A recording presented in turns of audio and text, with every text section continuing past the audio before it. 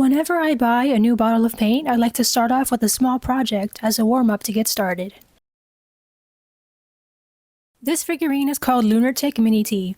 To decorate one, you'll need multi-surface acrylic craft paint. In my case, I'm using opaque metallic and satin colors. I suggest using skinny synthetic brushes, and for added details, paint markers come in handy too. You'll see me use them later in this video. By the way, due to the small parts in this package, the booklet says it's intended for ages 15 and up. The distributor is based in the UK, but if you live in the US, I found a Mercari listing to buy one in the description below. Choose your colors to match whatever theme you prefer. In my case, I'm painting it to resemble the flavor of very berry and pomegranate tea. So I went for blue, purple, and later on magenta. And at the end, when you're satisfied with the results of your figurine, you can finish with satin varnish to seal it up. I didn't do this step yet, so it won't be shown in the video, but if I do, I'd wait 2 days after painting to apply it and follow the instructions. To hold the parts in place, I used a foam block, clay, and Loctite superglue.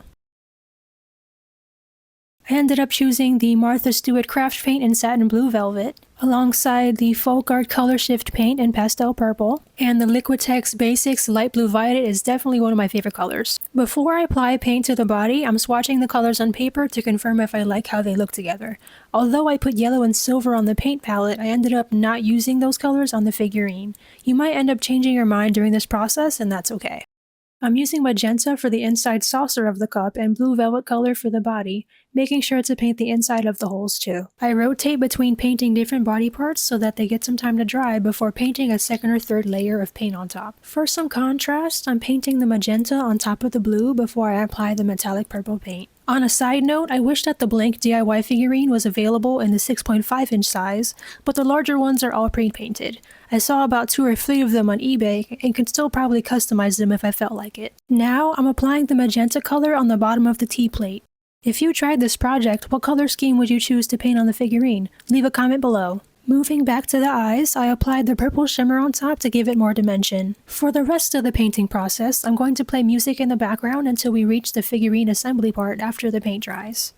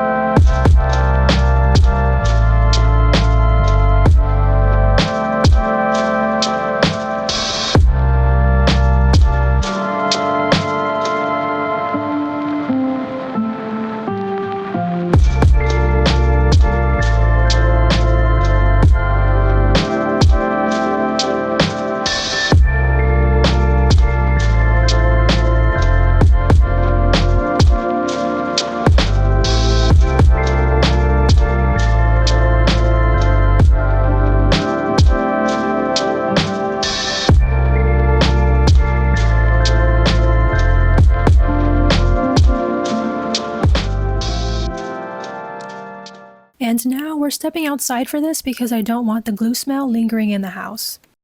Take another look at your pieces to confirm if you need to touch up any areas with more paint before putting the parts together. I'm all set, so I'm glancing at the booklet to confirm the steps in order. Starting with the eyes, I'm adding small drops of Loctite superglue and spreading it out with a toothpick. After one eye is pushed in, I do the same to the other one and wiped off some extra glue with a Q-tip.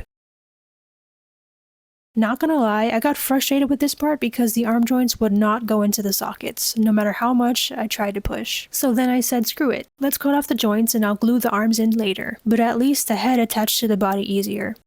I didn't need to glue the head or inside the cup, but I did apply glue to the base where it meets the torso. Line up the middle by checking to see if the half circle hole is facing the same direction as the pin. And now let's glue each side to insert the arms. Cutting off the arm joints made it much easier to put them in, and the torso wasn't totally dry yet, so I ended up holding it upside down to glue the other arm. I also noticed that the head was facing up slightly, so I tilted it back down. Last step, I applied the glue on the plate and then on the inside, and overall I like the way these colors look together. What do you think?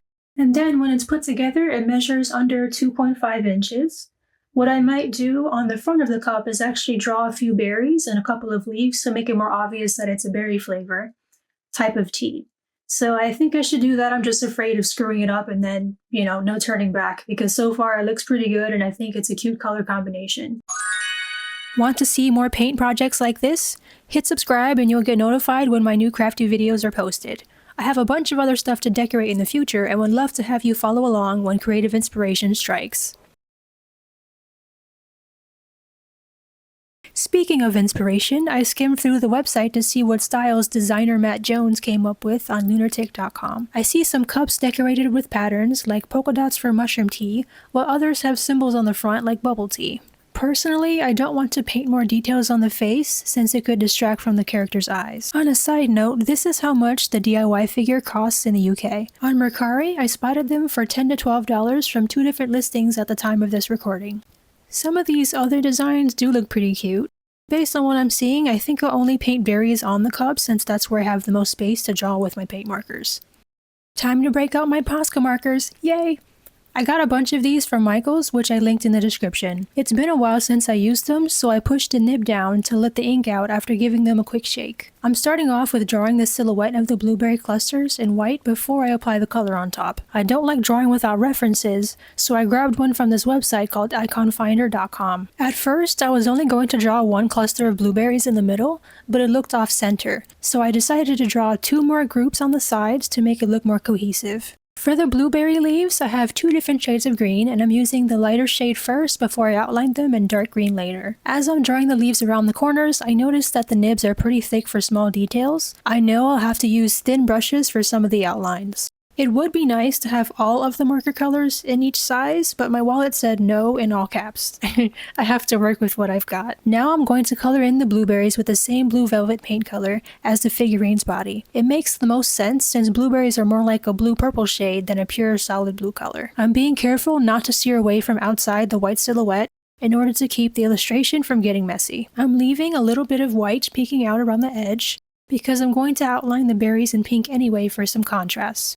I don't have to paint them perfectly round since it would be easy to cover up too. I'm coloring them twice to make sure there aren't white gaps visible in the middle.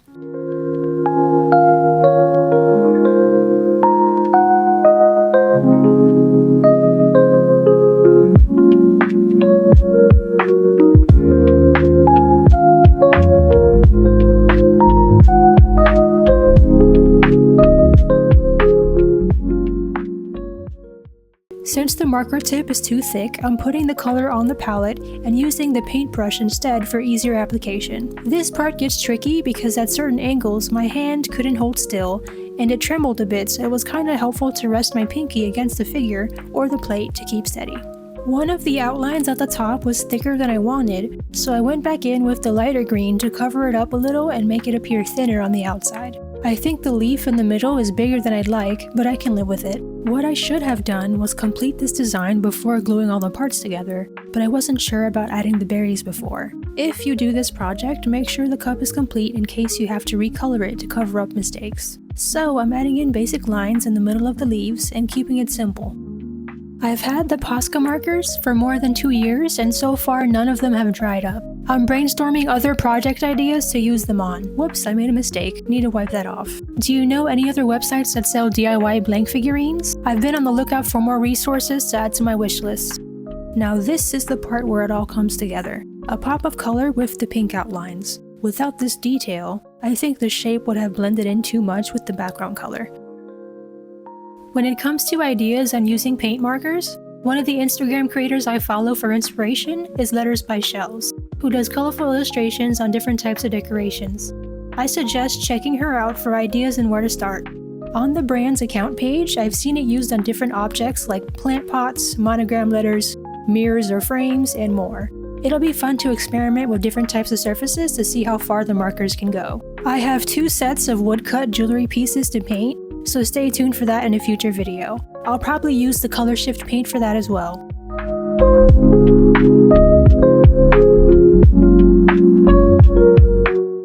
Lastly, I'm adding a tiny touch of small lines and cross marks on the berries.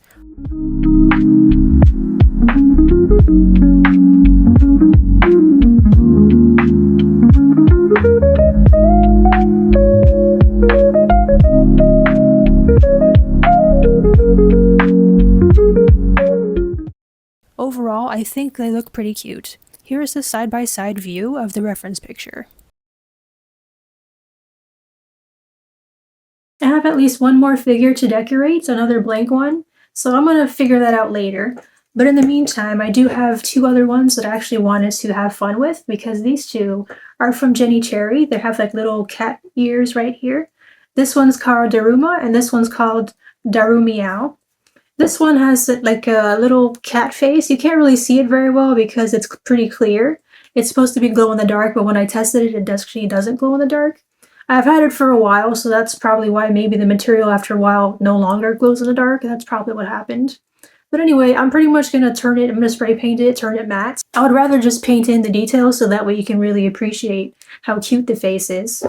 For this one, I can draw whatever face I want in this little window right here. This is where the face would go. I'll put in the eyes, maybe the smiley face, mouth, or something. This one's a bit bigger than this one. I think together they would make a really good pair if I do like a pink and a red in this color and do the inverse red and pink. I might do a color combination that they go together as a pair and just reverse the colors. And that's one idea that I had in mind, and I think it'll be pretty good, pretty fun to experiment with that. This is what the face looks like. I want to show you some examples of different colors that Jenny Cherry has used on her designs, how she painted, or what kind of color combinations that she put on the website. For the girly vibes, my eyes are immediately drawn to pastel colors like this monochrome pink. The pretty theme is very cherry blossom inspired. But there's also a red and gold version that resembles Chinese New Year. The obvious choice would be to paint mine for Valentine's Day since I'm in February right now, but based on the colors you choose, you can go for whichever season or aesthetic that comes to mind. Here's another one in purple. If I saw that in person, I would definitely buy it. Let's see what else. We got some clear blues and pinks. How cute. I think I have some pretty good ideas flowing already. I might take this in a different direction and play around with different color palettes and see what I come up with. Almost forgot to show you the Daruma designs from the Instagram page. If you like art toy collectibles, I suggest following Jenny Cherry Art to stay up to date on her latest product releases. Let's scroll around for some inspiration. I really like this one on the bottom, and the graphic ones across the middle look super professional. These three have exaggerated expressions, and the highlights and shadows are so polished. I'm guessing they were probably concept designed in Adobe Illustrator first. Other designs think outside the box with added embellishments, which is a fun way to use scrap jewelry supplies. Look at this stylish cutie. I dig the heart glasses with the jeweled collar at the bottom. This is right up my alley. It looks like adding accessories gives the figurine more character. As you can see, not all of them have to be a girly design or look happy. I like how this one is flocked. I never tried flock spray paint, but it could be fun. This is hilarious, and he is clearly high and binging on sweet desserts. I like the happy galaxy vibes here. There's even some added texture at the bottom. In this group, what stands out to me is the black and pink one on the left middle row and the pair on the bottom middle row. Let's take a closer look at them. The clean lines and geometric shapes look really mid-century modern, and I like the stars on the cheeks, hearts in the eyes, and the bow in the middle. This is very cohesive. I think I'll do a widow's peak on the forehead too for mine. I might print this out to have it next to me as I'm painting my own version. As a pair, these are color coordinated very well. The Cyclops face on the right is unique, and I love how the creator painted wings around the hearts on both. With added clouds and rainbows, they look funky and cheerful. I could totally see this style displayed at a store like Claire's, right next to the fuzzy diaries and cute keychains. I'm looking forward to painting my own versions of the cat Darumas. If the results turn out satisfying, I will share the process video in a future post. Thanks for watching!